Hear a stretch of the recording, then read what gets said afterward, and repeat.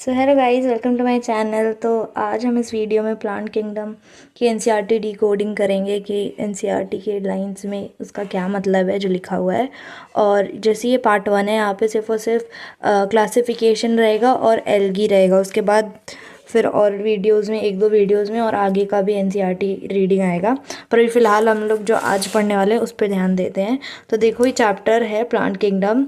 देखो यहाँ पे सबसे पहले यहाँ पे इंट्रोडक्शन वाला पैराग्राफ है जिसमें लिखा हुआ है कि in the previous chapter we looked at the broad classification of living organism under the system propose by R H. Whittaker in 1969।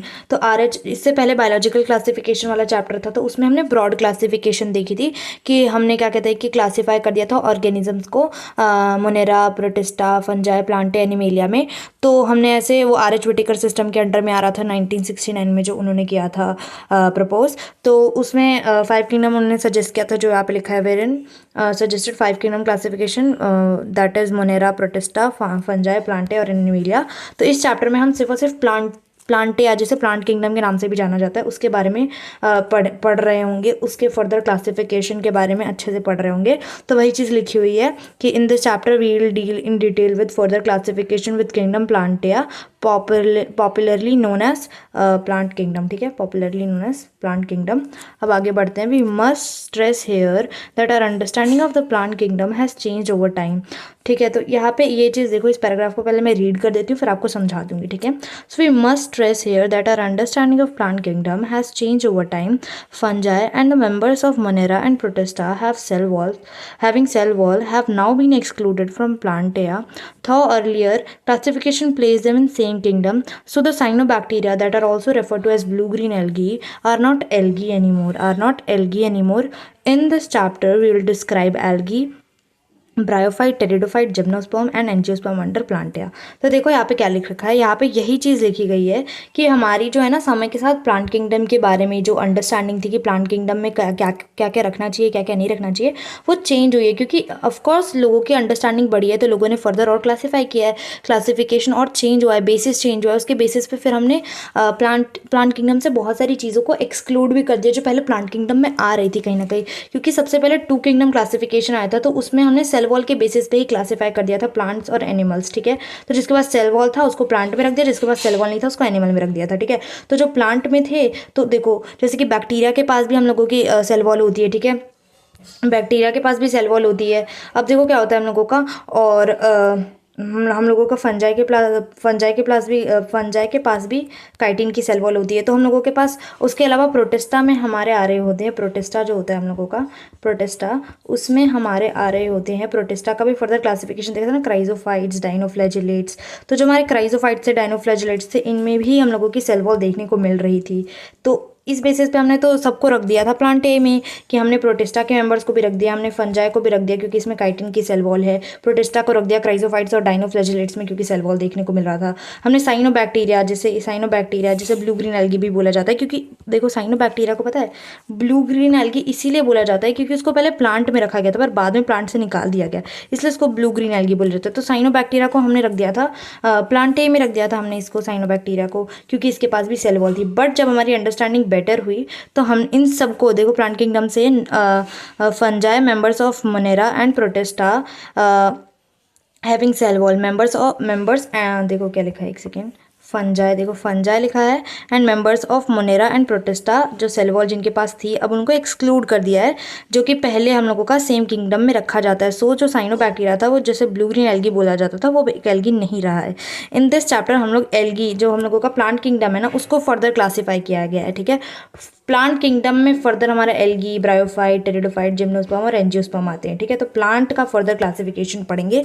But यहाँ पे सबसे पहले हमें ना एंजियोस्पर्म की क्लासिफिकेशन देखनी पड़ेगी कि मतलब एंजियोस्पर्म को भी लोगों ने क्लासीफाई करने की कोशिश की थी। क्यों एंजियोस्पर्म को क्लासिफिकेशन की जरूरत पड़ी और क्यों एल्गी, ब्रायोफाइट, टेरिडो, जिम्नो इन सब को फर्दर क्लासीफाई नहीं किया गया, क्यों ऐसा, मतलब ऐसा क्या स्पेशल है कि एंजियोस्पर्म के लिए इतने सारे हम लोग पढ़ेंगे भी, अभी सिस्टम पढ़ेंगे, डिफरेंट क्लासिफिकेशन के लिए सिस्टम्स आए थे, तो ऐसा क्यों क्यों हुआ कि सिर्फ और सिर्फ एंजियोस्पर्म की ही क्लासिफिकेशन हुई, ठीक है। तो इसका रीज़न यही था कि एंजियोस्पर्म जो था वो सबसे ज़्यादा कॉम्प्लेक्स था, ठीक है, सबसे ज़्यादा कॉम्प्लेक्स है, क्योंकि हम लोग बोलते हैं ना फ्लावरिंग प्लांट है, तो सबसे ज़्यादा इवॉल्व, सबसे ज़्यादा डेवलप्ड यही है, ठीक है। तो सबसे ज़्यादा कह लो एडवांस यही है हम लोगों का प्लांट्स में। तो एंजियोस्पर्म को इसीलिए क्लासीफाई करने की ज़रूरत पड़ी क्योंकि ये सबसे ज़्यादा कॉम्प्लेक्स, मोस्ट डोमिनेटिंग था, और ये फ्लावरिंग प्लांट्स होता है। फ्लावरिंग प्लांट का मतलब यही होता है कि वो फ्लावर भी है, इसमें फ्लावर भी देखने को मिलता है हमें, इसमें फ्रूट भी देखने को मिलता है हमें, ठीक है। तो इसमें बहुत ज़्यादा कॉम्प्लेक्सिटी थी, एडवांस था, इसीलिए एंजियोस्पर्म को हमने फर्दर क्लासीफाई किया, ठीक है। तो देखो क्या होता है, सबसे पहला देखो यहाँ पे हम लोग 3 सिस्टम पढ़ेंगे। एक तो था आर्टिफिशियल सिस्टम, एक हमारा नेचुरल सिस्टम था, और एक फाइलोजेनेटिक सिस्टम था। और फिर फाइलोजेनेटिक में भी फर्दर हम देखेंगे कि उसमें भी और कुछ चीज़ें आ रही होती हैं, ठीक है। तो देखो आर्टिफिशियल सिस्टम मैं नाम से ही डिकोड करवा दूंगी कि देखो क्या है आर्टिफिशियल सिस्टम। उतना याद रखने की कोई बहुत ज़्यादा ज़रूरत नहीं है कि याद नहीं होगा, बट देखो क्या है, let us look at the classification system with an angiosperm to understand some of the concerns that influence the classification system, ठीक है। तो वही चीज़ है कि यहाँ पे वही चीज़ लिखी गई है कि late us look at the classification. Angiosperm में जो क्लासिफिकेशन हो रही है उसको हम देखते हैं, उसको समझते हैं कि कौन कौन सी चीज़ें जो थी वो क्लासिफिकेशन सिस्टम को इन्फ्लुएंस की थी, ठीक है। So the earliest system of classification use only gross superficial morphological. देखो क्या लिखा है, जो अर्लीस्ट सिस्टम था, जो कि हमने बोला अर्लीस्ट सिस्टम जो था ना हम लोगों का, जो सबसे पहले हम लोगों का आया था, that was the artificial system. देखो आर्टिफिशियल सिस्टम था। तो देखो आर्टिफिशियल है, कोई चीज़ आर्टिफिशियल कैसे होती है, जो रियल नहीं होती। तुमने ऊपर ऊपर से उसको कर दिया कि मतलब ऊपर ऊपर से देखने में तो लग रहा है कि हाँ सही सही है, बट उसका जो देखो कोई भी चीज़ आर्टिफिशियल, अगर तुम बाहर से कुछ भी चीज़ आर्टिफिशियल लाते हो तो ऊपर से भले देखने में अच्छा लगता है, बट अंदर से पता है कि क्वालिटी खराब है या मतलब टूट जाता है कुछ भी। अगर समझो कोई ज्वेलरी लेके आ गया आर्टिफिशियल, तो वो क्या होता है, ऊपर से बड़ी चमक रही है, 2-3 दिन बाद फिर गई, पता लग गया कि हाँ लो क्वालिटी थी, आर्टिफिशियल थी, ये रियल नहीं था। तो वही चीज़ है यहाँ पे भी आर्टिफिशियल सिस्टम में सेम चीज़ है कि ऊपर ऊपर से तो देखने में लगा कि हाँ बढ़िया बढ़िया भाई, क्या कैरेक्टर, क्या क्या बेसिस ले लिया, क्या बेसिस लेके क्लासीफाई कर दिया भाई, ये तो मस्त है। तो देखो यहाँ पर भी हमारे लीनियस भाई आए थे, ठीक है, जो कैरोलस लीनियस थे हमारे साइंटिस्ट, वही उन्होंने अर्लीस्ट सिस्टम ऑफ क्लासिफिकेशन दिया था, that was artificial system. Carolus Linnaeus ने दिया था ये, ठीक है। स्पेलिंग होती है कैरोलस लीनियस, ठीक है, कैरोलस लीनियस,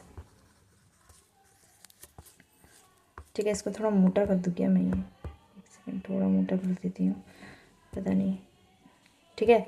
तो कैरोलस लीनियस ने दिया था। तो देखो क्या आर्टिफिशियल सिस्टम है, यानी कि ग्रॉस मॉर्फोलॉजिकल सुपरफिशियल। देखो मॉर्फोलॉजिकल नहीं लिखा है, मॉर्फोलॉजिकल ही लिखा है, सॉरी यहाँ पे लिख रखा है the earliest system of classification use gross superficial morphological characters. अब देखो ये काफ़ी भारी भरकम वर्ड लग रहा है, सुपरफिशियल मॉर्फोलॉजिकल कैरेक्टर। सुपरफिशियल यानी ऊपर ऊपर से, मॉर्फोलॉजिकल यानी मॉर्फोलॉजी, बस देखने में उसके जो खड़े होके, मैं ऐसे खड़ी हूँ यहाँ पे और जो मुझे प्लांट में दिख रहा है ना, मैंने उसके बेसिस पे क्लासीफाई कर दिया। मैंने उसको ना काटा पीटा कुछ नहीं किया, बस देख रही हूँ कि हाँ लीव्स है, पत्तियाँ हैं, मैंने देख लिया कि अच्छा इस पे मैंने देख लिया कि जो लीफ है उसकी शेप क्या है, साइज़ क्या है, वो मैं देख रही हूँ, मैं कुछ टच वच नहीं कर रही, मैं बस देख रही हूँ कि अच्छा ठीक है यहाँ पे इसकी लीफ की शेप ये है, साइज़ ये है, यहाँ पे ये चीज़ है, ठीक है। यहाँ पे ये हर्ब है, शर्ब है, ट्री है, क्या है, उसका हैबिटेट देख लिया मैंने, और लीफ की शेप और साइज़ देख ली।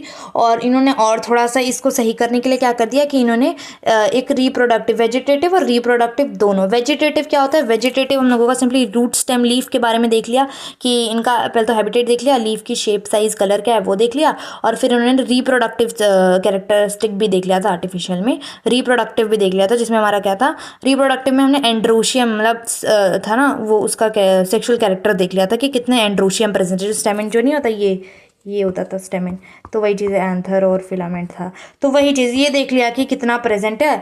तो ये देख लिया कि कितना प्रेजेंट था, ये ऐसे होता था ना, ये एंथर होता था, ये फिलामेंट होता था, उसको पूरे को स्टेमिन बोलते थे। तो ये कितने स्टेमिन प्रेजेंट है उसके बेसिस पे ही क्लासीफाई कर दिया कि हाँ एंजियोस्पर्म में ये होता है, ये होता है, मतलब ऐसे क्लासीफाई कर दिया कि जिनका सिमिलर था, जिनके नंबर ऑफ स्टेमिन सिमिलर थे, जिनका लीफ का शेप साइज सेम था, जिनका हैबिटेट सिमिलर था, उन सबको एक में रख दिया, ठीक है। पर ये चीज़ इनका ऑफ कोर्स पहला क्लासिफिकेशन था तो उतना साइंटिफिक नहीं था ये, ठीक है, पर उन्होंने अपनी तरफ से तो काफ़ी अटेम्प्ट किया। It was a very good basis he took, but it was not complete. So इसके बेसिस पे क्लासीफाई करना वॉज वेरी इरेलीवेंट, क्योंकि यहाँ पे देखो ड्रॉबैक में भी लिखा होगा। तो देखो सबसे पहले देखो अर्लीस्ट क्लासिफिकेशन में system classification use only gross superficial morphological characters. तो इसका मतलब पता लगा, ग्रॉस सुपरफिशियल, ग्रॉस यानी कि मोटा मोटा, ग्रॉस सुपरफिशियल यानी कि सुपरफिशियल यानी ऊपर ऊपर से देख करके, मॉर्फोलॉजी यानी कि वैसे कैरेक्टर्स जो देख के पता लग रहे हैं। एनाटमी और मॉर्फोलॉजी का तो मतलब पता ही है, एनाटमी यानी इंटरनल स्ट्रक्चर जाता है और मॉर्फोलॉजी यानी ऊपर ऊपर से। तो ऊपर ऊपर से ग्रॉस मोटा मोटा जो भी उनको लगा कि हाँ लीफ का शेप साइज देख लेते हैं, वेजिटेटिव कैरेक्टर देख लेते हैं। वेजिटेटिव कैरेक्टर क्या होता था? वेजिटेटिव कैरेक्टर होता था लीफ, देखो स्टेम, रूट, इन सब के बारे में देख लिया थोड़ा सा, और एक वेजिटेटिव और सेक्सुअल कैरेक्टर भी ले लिया, एक रिप्रोडक्टिव जो हमारा था कैरेक्टरिस्टिक उसको भी हमने कंसिडरेशन में ले लिया, जिसमें कि हमने एंड्रोशियम का नंबर गिन लिया, स्टेमिन का नंबर गिन लिया कि कितने थे,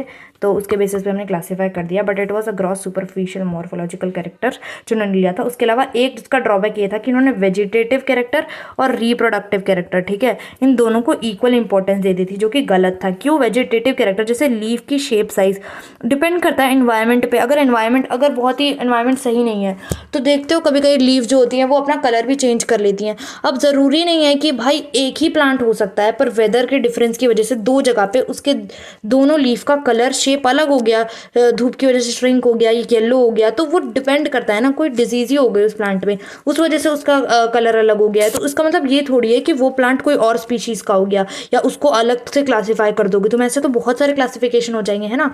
तो हमें पता है कि वेजिटेटिव कैरेक्टर कहीं ना कहीं एनवायरमेंट से इफेक्ट हो रहे होते हैं, और वेजिटेटिव और रिप्रोडक्टिव को इक्वल इंपॉर्टेंस देना कहीं ना कहीं सही नहीं था। तो यही ड्रॉबैक था पहला आर्टिफिशियल सिस्टम का, ठीक है। तो वही चीज़ है कि हमने यहाँ पे देखा कि द अर्लीस्ट, यहाँ पे एक बार फिर से स्टार्टिंग से, अब मैंने थोड़ा समझा दिया, अब मैं ना एनसीईआरटी रीड करके दिखाती हूँ। देखो क्या लिखा है, the earliest system of classification use only gross superficial morphological characters, इतना तो पता लग गया है ना। सच एज हैबिटेट, मैंने बोला हैबिटेट लिया था उन्होंने, colour, number, shape of the leaves कैसे हैं, उनका शेप कैसा है, ये सारी चीज़ें देख ली। हैबिटेट यानी वेजिटेटिव कैरेक्टर ले लिया, ठीक है। They were based mainly on vegetative characters, है ना, वेजिटेटिव कैरेक्टर्स, और on the androecium structure. Androecium मैंने बोल दिया ना, सिस्टम बाय लीनियस ने दिया था, मैंने बोल दिया ये। तो एंड्रोशियम कैरेक्टर देख लिया इन्होंने, रिप्रोडक्टिव और वेजिटेटिव में habitat, colour, shape, size of leaf देख लिया। सच सिस्टम और artificial, they separated the closely related species को उन्होंने अलग कर दिया इससे, ठीक है। जो पास के थे उनको अलग अलग कर दिया, क्योंकि उनकी किस बेसिस पे अलग कर दिया कि लीफ का कलर अलग हो गया तो उनको अलग कर दिया। तो वो चीज़ गलत हो गई ना, ये चीज़ थोड़ी है ज़रूरी, तो ये चीज़ गलत हो गई, ठीक है। They were based on a few characteristic, कुछ ही कैरेक्टरिस्टिक पे बेस्ड थे ये। Also artificial system gave equal weightage to the reproductive and sexual characteristics. This is not acceptable since we know that often vegetative characters are more easily affected by the environment. Environment से vegetative character बहुत easily affect हो जाता है। As against, इसके against फिर दूसरा system आता है हमारा नेचुरल सिस्टम। अब देखो नाम से डिकोड करो, नेचुरल है यानी कि नेचुरल चीज़ों से ही देख के उन्होंने कर दिया होगा कि हाँ जो नेचुरली प्रेजेंट है हमने उसके बेसिस पे उस चीज़ को क्लासीफाई कर दिया। नेचुरल यानी नेचुरल सिस्टम, नेचुरल एफिनिटीज़ याद कर लो इससे। नेचुरल एफिनिटीज़ यानी सिमिलैरिटीज़, नेचुरली कैसे सिमिलर है। उन्होंने क्या कर दिया ना कि अब उनको पता लग गया कि पहला जो सिस्टम आया था अभी जो साइंटिस्ट ने उन्होंने ये दिया, उन्होंने देखा कि पहला जो सिस्टम आया था उन्होंने तो सुपरफिशियली ले लिया था, तो उनका गलत हो गया। तो मैं क्या करता हूँ, बहुत ही डिटेल में ले लेता हूँ चीज़ों को, मैं माइन्यूट डिटेल्स ले लेता हूँ, अल्ट्रा स्ट्रक्चर ले लेता हूँ, अल्ट्रा माइन्यूट, एक सेल से सेल कंपेयर कर लूँ प्लांट्स के, ठीक है, कि इसका सेल सिमिलर है कि नहीं। और मैंने उनका केमिकल कॉम्पोजिशन देख लेता हूँ मैं, ठीक है, मैं उनका एनाटॉमी, मॉर्फोलॉजी सब कुछ देख लेता हूँ, ठीक है। तो उनको लगा अब तो सही हो ही जाएगा, ठीक है, बट वो थोड़ा सा गलत था। मतलब ये ज़्यादा बेटर था, ऑफकोर्स बेटर था आर्टिफिशियल सिस्टम से, but it was still not complete, और अभी भी कुछ बेसिस लेना ज़रूरी था जो कि इन्होंने नहीं लिया था अपने सिस्टम में, ठीक है।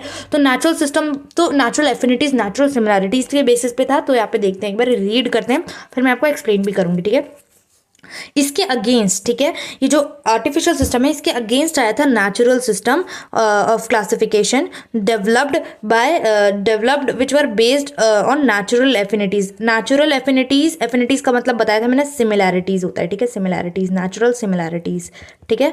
तो natural similarities among organism and consider not only the external structure, सिर्फ और सिर्फ एक्सटर्नल स्ट्रक्चर यानी मॉर्फोलॉजी की, मैंने बोला ना मॉर्फोलॉजी एनाटॉमी सब उन्होंने लिया था। तो एक्सटर्नल स्ट्रक्चर यानी मॉर्फोलॉजी, सिर्फ और सिर्फ मॉर्फोलॉजी को कंसीडर नहीं किया था, but also the internal structure को भी क्लास उन्होंने कंसिडरेशन में लिया था। जैसे कि अल्ट्रा स्ट्रक्चर क्या होता है कि बहुत ही माइन्यूट सेल की एकदम डिटेल, कैसे सेल की कैसे अरेंजमेंट है, सेल कैसे प्रेजेंट है, वो सारी चीज़ें भी उन्होंने कंपेयर किया, ठीक है।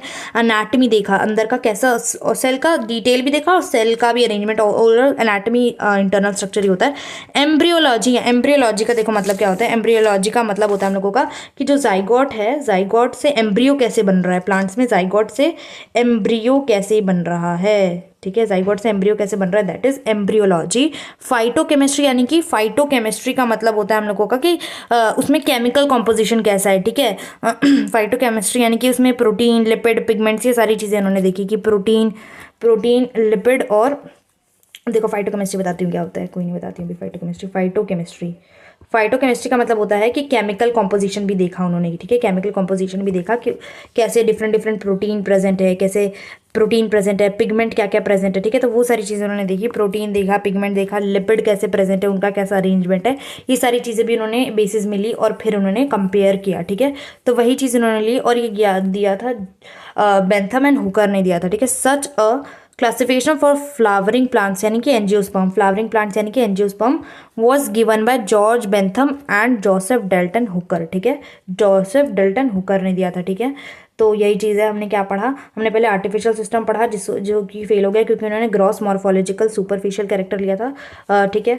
उसके बाद उन्होंने क्या कहते हैं वेजिटेटिव और रिप्रोडक्टिव जो कैरेक्टर थे उनको इक्वल इंपॉर्टेंस, इक्वल वेटेज दे दी थी, इसीलिए ऐसा हुआ था, ठीक है। तो इक्वल इंपॉर्टेंस देना सही नहीं था क्योंकि वेजिटेटिव जो होता है उन लोगों का एनवायरमेंट से इफेक्ट होता है कहीं ना कहीं, तो ये चीज़ कंसिडरेशन में लेना कहीं ना सही नहीं थी। और इन्होंने क्या किया था, देखो मैंने यहाँ पे बताया ना, यहाँ पे देखो मैंने ये चीज़ बोली कि इन्होंने सुपरफिशियल मॉर्फोलॉजिकल कैरेक्टर्स ले लिए थे जिसमें कि लीव का हैबिटेट, कलर, शेप, साइज और एंड्रोशियम कैरेक्टर ले लिया था। कैरोलस लीनियस ने दिया था system artificial, they separated close related को सेपरेट कर दिया था based on few characteristics. Also artificial system gave equal weightage to the reproductive और वेजिटेटिव कैरेक्टर, तो ये चीज़ होगी। इसके बाद नेचुरल क्लासिफिकेशन है जो नेचुरल एफिनिटीज़ पे बेस्ड था, नेचुरल एफिनिटीज़ पे बेस्ड यानी नेचुरल सिमिलैरिटीज़ पे बेस्ड था। और अमॉन्ग द ऑर्गेनिज्म जिन्होंने एक्सटर्नल नहीं इंटरनल स्ट्रक्चर्स को भी कंसिडरेशन में लिया था, माइन्यूट डिटेल्स, अल्ट्रा स्ट्रक्चर, ठीक है। फिर एनाटमी को लिया, एम्ब्रियोलॉजी यानी कि जाइगोट से एम्ब्रियो कैसे बन रहा है, जाइगोट से कैसे एम्ब्रियो बन रहा है, दैट इज एम्ब्रियोलॉजी। फाइटोकेमिस्ट्री यानी कि केमिकल कॉम्पोजिशन क्या था, वो सारी चीज़ें भी इन्होंने कंसिडरेशन में ली थी, ठीक है। तो such a classification for flowering plants was given by George Bentham and Hooker, George Bentham and Hooker ने दिया था, बेंथम एंड हुकर ने दिया था, बेंथम एंड हुकर। पता है एक बात क्या है, एक बात ये है कि आपको मेरी वीडियो 2x पे देखनी नहीं पड़ेगी कि मैं बोलती है 2x पे हूँ, ठीक है। तो जैसे जल्दी जल्दी रिवाइज करवा रही हूँ ना मैं, तो इसलिए मैं जल्दी जल्दी बोल रही हूँ कि ज़्यादा टाइम ना लगे आपका, ठीक है, इसीलिए मैं बोल रही हूँ। पर ये चीज़ मैंने अभी रियलाइज़ की कि मैं इतना फास्ट बोलती हूँ कि 2x पे देखोगे तो वो 4x हो जाएगा, तो तो वही चीज़ है। देखो अब क्या है, अब देखो क्या है, पहले आर्टिफिशियल सिस्टम आ गया, फिर हम लोगों का हमने देखा कि नेचुरल सिस्टम आया, नेचुरल एफिनिटीज़ पे based, artificial gross superficial morphology के बेसिस पे था। अब हमारा आता है फाइलोजेनेटिक जो कि सबसे ज़्यादा एक्सेप्टेड है, सबसे ज़्यादा बेटर है, सबसे ज़्यादा सही है, ठीक है। ये चीज़ सबसे ज़्यादा वाइडली एक्सेप्टेड है अभी आज के डेट में, तो सबसे ज़्यादा यही है। अब देखो फाइलोजेनेटिक ना पहले भी सुना होगा, अगर नहीं सुना हो तो बता देती हूँ फाइलोजेनेटिक का मतलब क्या होता है। तो फाइलोजेनेटिक का मतलब बता देती हूँ कि क्या होता है यहाँ पर। तो फाइलोजेनेटिक का मतलब होता है हम लोगों का कि फाइलोजेनेटिक रिलेशनशिप जो कि है ना, लिविंग वर्ल्ड में भी ये चीज़ आ रही होती है। तो पहले सबसे पहले ये चीज़ जान लो कि फाइलोजेनेटिक क्लासिफिकेशन सिस्टम जो है वो सबसे ज़्यादा एक्सेप्टेड है, सबसे ज़्यादा एक्सेप्टेड है, सबसे ज़्यादा बेटर है, सबसे ज़्यादा इवॉल्व है, सबसे ज़्यादा एडवांस कह लो, जो भी कहना है कह लो, ठीक है। तो वो सबसे ज़्यादा फाइलोजेनेटिक रिलेशनशिप ही है, फाइलोजेनेटिक क्लासिफिकेशन। फाइलोजेनेटिक का मतलब क्या होता है, अब इसमें क्या होता है, फाइलोजेनेटिक यानी कि एंसेस्टर से रिलेटेड हम लोग चीज़ें बातें करने लग जाते हैं कि जो दो ऑर्गेनिजम्स हैं अगर उनके कॉमन एंसेस्टर्स यानी कि वो पूर्वज उनके सेम है और वो दोनों एक ही जगह से आए हैं, पर वो दोनों अभी देखने में डिफरेंट है बट आए एक जगह से ही हैं, ठीक है। तो एक जगह से आए हैं तो वो क्या हो गए, वो फाइलोजेनेटिक रिलेशन, उनका इवोल्यूशनरी रिलेशनशिप हमने देख लिया कि कैसे इवॉल्व हुए हैं, उनके एंसेस्टर्स कौन थे। तो कॉमन अगर उनके एंसेस्टर्स थे, कॉमन ओरिजिन था, कॉमन एंसेस्टर था, तो वही चीज़ है कि इसको बोला जाता है कॉमन एंसेस्टर होना, that is something that is phylogenetic, ठीक है। मीनिंग है इसका कि कॉमन एंसेस्टर होना। तो फाइलोजेनेटिक एक ऐसा सिस्टम था जिसमें कि इवोल्यूशनरी रिलेशनशिप पे बेस्ड था, कि इवोल्यूशनरी यानी कि कैसे इवॉल्व हुए ना, इवोल्यूशनरी मीन्स इवॉल्व कैसे हो रहे हैं हम लोग, ठीक है। तो पहले कोई रहा होगा, उससे कोई इवॉल्व हुआ होगा, फिर कोई और आया होगा, फिर हम आए होंगे, तो वैसे इवोल्यूशनरी रिलेशनशिप के बेस पे था ये।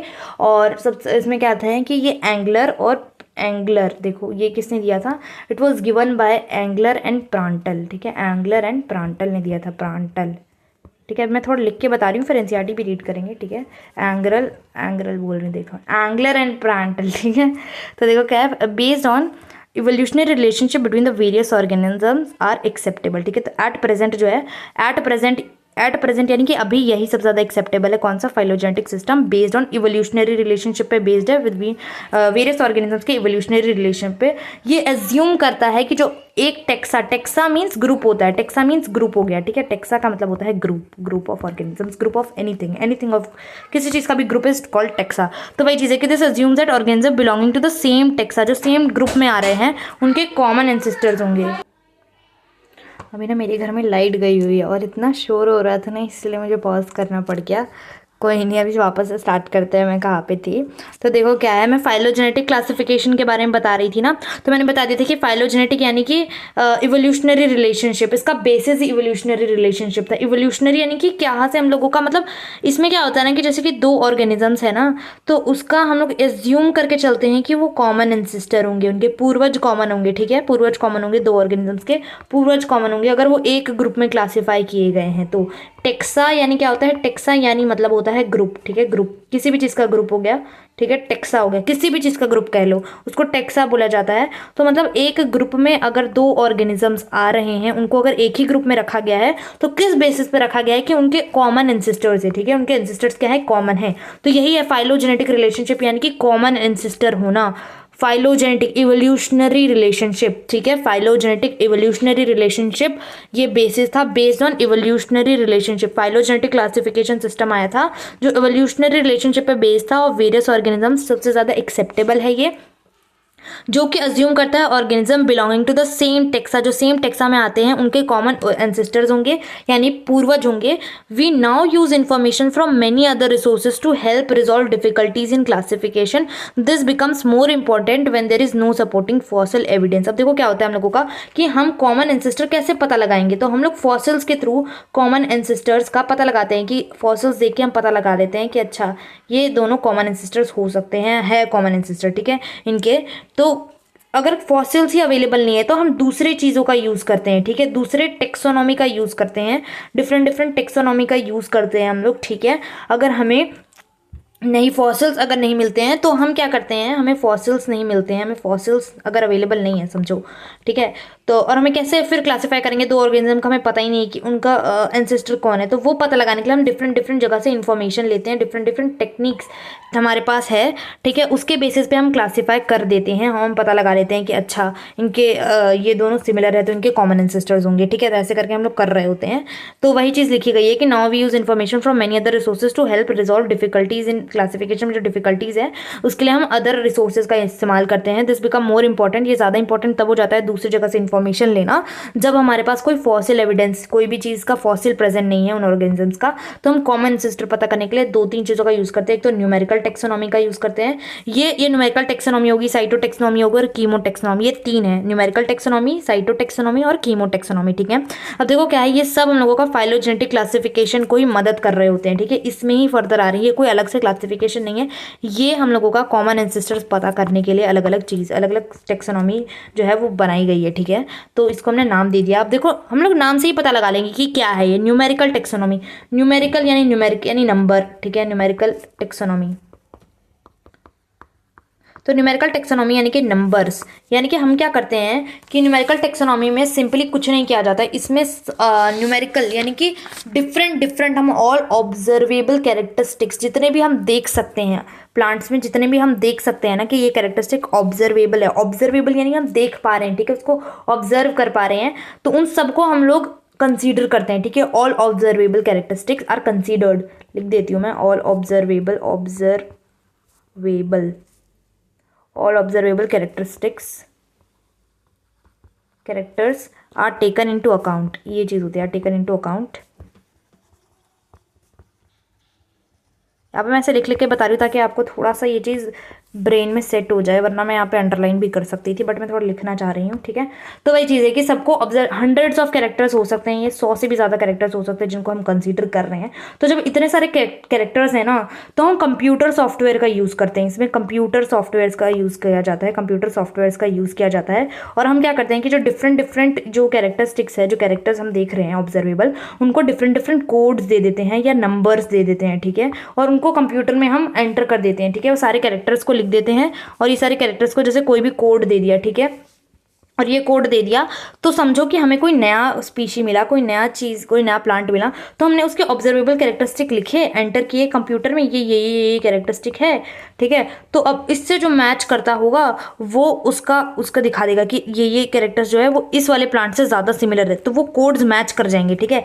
इसमें जो जो कोड्स होंगे वो इस वाले कोड से मैच कर जाएंगे, मतलब कि जो नया वाला प्लांट आया है उसके कैरेक्टरिस्टिक लिख देंगे हम लोग, और वो जिस प्लांट से ज़्यादा सिमिलर होगा वो प्लांट खुद ब खुद आ जाएगा, वो कोड्स खुद ब खुद आ जाएंगे, ठीक है, कि ये इससे सिमिलर है। तो हम बेसिस कर सकते हैं कि हाँ इनके कॉमन एंसेस्टर्स हो सकते हैं, ठीक है। तो ऐसे हम क्लासीफाई करते हैं न्यूमेरिकल टेक्सोनॉमी में।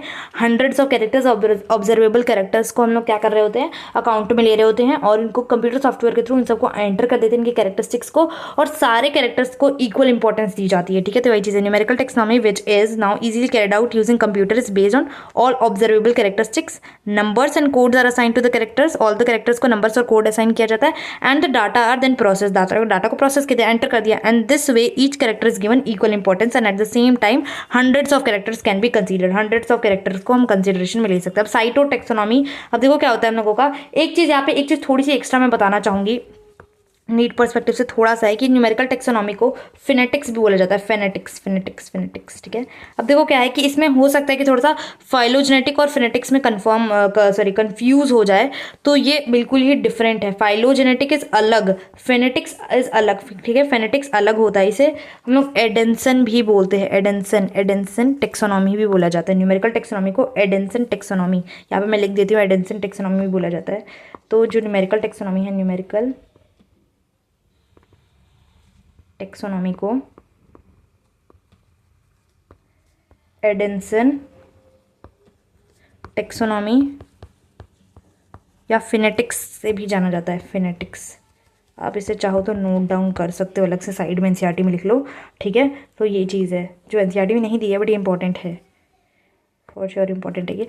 अब देखो क्या है साइटो टेक्सोनॉमी। अब देखो साइटो टेक्सोनॉमी क्या है हम लोगों का, साइटो टेक्सोनॉमी की अगर मैं बात करती हूँ तो साइटो टेक्सोनॉमी को कैरियो टेक्सोनॉमी भी बोला जाता है। क्या बोला जाता है? Cairo taxonomy, Cairo taxonomy. Cairo का तो मतलब अगर अपने थोड़ी बायो पढ़ी होगी तो आपको पता होगा। हाँ तो देखो क्या है, साइटो टेक्सोनॉमी को हम लोग कैरियो टेक्सोनॉमी भी बोलते हैं। अगर थोड़ी बायो पढ़ी होगी या फिर पहली बार ही पे चैप्टर पढ़ रहे हो तो कोई बात नहीं।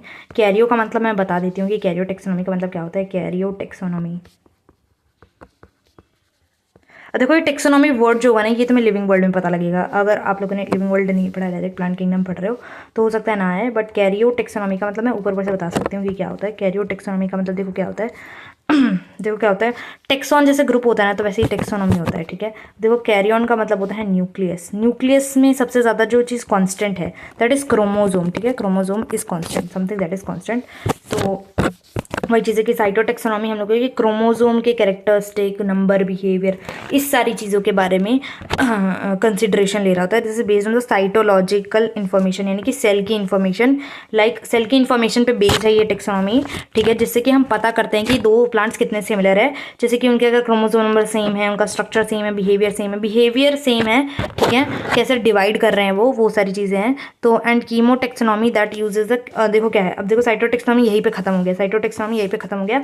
सिंपली साइटो टेक्सोनॉमी में यही याद रखना है तुम्हें कि इसमें साइटोलॉजी ऑफ सेल के बारे में बात की जाती है। साइटोलॉजिकल इन्फॉर्मेशन, साइटोलॉजिकल मतलब कि सेल की इन्फॉर्मेशन, जो कि chromosome number, mainly chromosome number कि क्रोमोजोम कितने नंबर में प्रेजेंट है, ठीक है। हर एक ऑर्गेनिज्म में कांस्टेंट क्रोमोजोम नंबर ही प्रेजेंट होते हैं, ठीक है, और वो वेरी नहीं करते हैं पर्सन टू पर्सन, वो सेम ही होते हैं। एक पर्टिकुलर ऑर्गेनिज्म, एक स्पीशीज़ में तो सेम ही रहता है, ठीक है।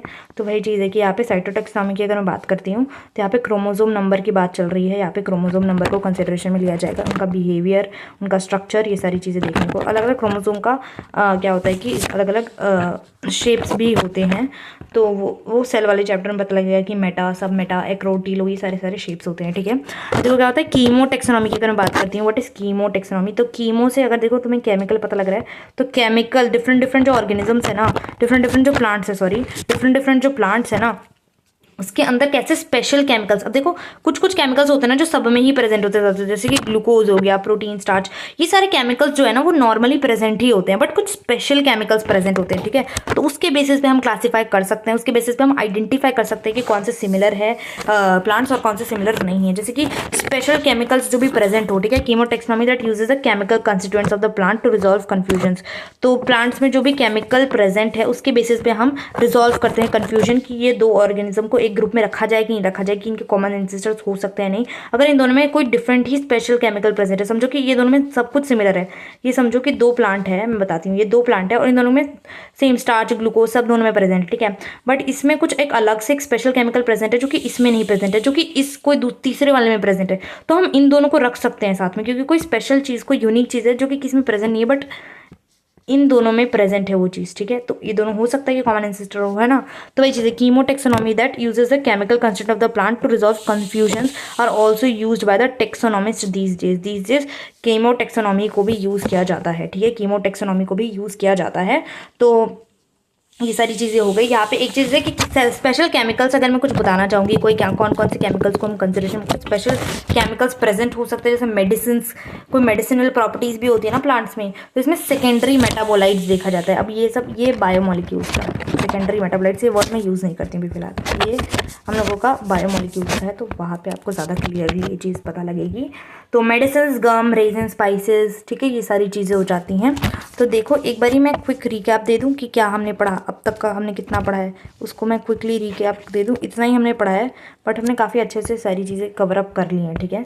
तो देखो क्या है, हमने सबसे पहले यहाँ पे प्लांट किंगडम स्टार्ट किया था। प्लांट किंगडम स्टार्ट किया हमने, यही चीज़ बोली थी कि हमने प्रीवियस चैप्टर में ब्रॉड क्लासिफिकेशन पढ़ी थी, आर.एच. व्हिटेकर के बारे में पढ़ा था, जिन्होंने आर.एच. व्हिटेकर ने 5 किंगडम क्लासिफिकेशन दी थी, प्लमोनेरा, प्रोटिस्टा, फंजाई, प्लांट एनिमलिया। हम इस प्लांट किंगडम के बारे में, हम इस चैप्टर में सिर्फ और सिर्फ प्लांट किंगडम के बारे में बात करें, जैसे कि हम लोग प्लांटे किंगडम से भी जाना जाता है, ठीक है। अब देखो क्या है कि हम यहाँ पे ये चीज़ भी समझ सकते हैं कि यहाँ पे समय के साथ प्लांट किंगडम के बारे में हमारी अंडरस्टैंडिंग भी डिफरेंट हुई है, चेंज हुई है। जैसे मोनेरा, प्रोटिस्टा, फंजाई और इन सबको, सेलवॉल, इन सब में प्रेजेंट थी, तो इनको प्लांटे में रख दिया गया था, बट अब इनको प्लांटे से हटा दिया गया है क्योंकि हमारी अंडरस्टैंडिंग बढ़ गई है। तो साइनोबैक्टीरिया अब नो मोर ब्लू ग्रीन एल्गी नहीं रहा है, क्योंकि उसको निकाल करके मोनेरा में डाल दिया गया है। और हम लोगों का प्लांटे में फर्दर क्लासीफाई किया गया है प्लांटे को एल्गी, ब्रायोफाइट, टेरिडो, जिम्नो, एंजियो। हमने एंजियोस्पर्म क्योंकि बहुत ज़्यादा कॉम्प्लेक्स है, बहुत ज़्यादा डेवलप्ड है, बहुत ज़्यादा ही इवॉल्व है, फ्लावरिंग प्लांट है, ठीक है, तो इसीलिए इसको हमने एंजियोस्पर्म की फर्दर क्लासिफिकेशन देखी गई, जिसमें सबसे पहले आर्टिफिशियल क्लासिफिकेशन आई थी, ठीक है। आर्टिफिशियल सिस्टम में सुपरफिशियल मॉर्फोलॉजिकल कैरेक्टरिस्टिक्स लिए गए थे कि लीफ में कितना, लीफ का कैसा शेप, साइज क्या है, हैबिटेट देखा था हमने कि क्या था हम लोगों का, और एंड्रोशियम कैरेक्टर भी देखा था हमने। एंड्रोशियम कैरेक्टर्स लीनियस ने दिया थे, Carolus Linnaeus, very important, Carolus Linnaeus किसने दिया था, ये कैरोलस लीनियस ने दिया था। आर्टिफिशियल सिस्टम दे सेपरेटेड क्लोज रिलेटेड स्पीशीज को सेपरेट कर दिया था, और बेस्ड ऑन फ्यू कैरेक्टरिस्टिक्स, और इन्होंने क्या किया था कि artificial system gave equal weightage to both, weightage दे दिया था वेजिटेटिव और सेक्सुअल कैरेक्टरिस्टिक्स को, और this is not acceptable since हमें पता है कि वेजिटेटिव कैरेक्टरिस्टिक जो है वो मोर इजीली इफेक्ट हो रहे होते हैं। अब देखो क्या है, natural system of classification natural affinities पे बेस्ड था, एक्सटर्नल नहीं, सिर्फ एक्सटर्नल के फीचर्स को नहीं लिया था, इंटरनल को भी कंसिडरेशन में लिया था, जैसे अल्ट्रास्ट्रक्चर, एनाटॉमी, मॉर्फोलॉजी, यानी जाइगोट से कैसे एम्ब्रियो बन रहा है, फाइटोकेमिस्ट्री यानी कि क्या क्या केमिकल कंस्टिट्यूएंट है उसमें, कि क्या केमिकल्स प्रेजेंट है, प्रोटीन, लिपिड, ये सारी चीज़ें देखी थी उन्होंने।